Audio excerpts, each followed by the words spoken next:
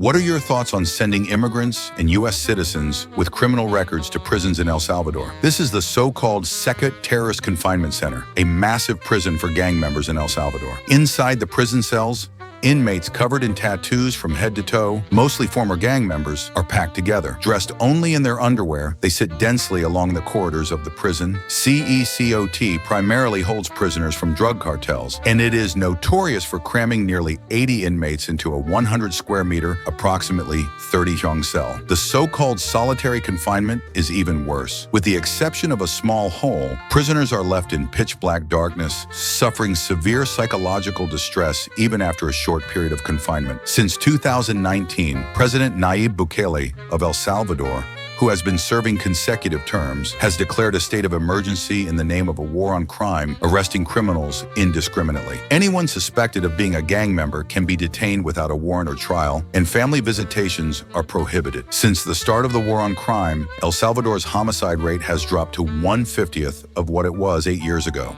But 1 in every 56 citizens is now in prison. Human rights organizations point out that in the past 2 years, 265 people, including 4 minors, have died in Salvadoran prisons under suspicious circumstances. Amid these concerns, former U.S. President Donald Trump has suggested sending deported immigrants and even U.S. citizens with criminal records to El Salvador, sparking further controversy over potential human rights violations. Some argue that this is an excessive violation of human rights, but what do the American people think about this policy?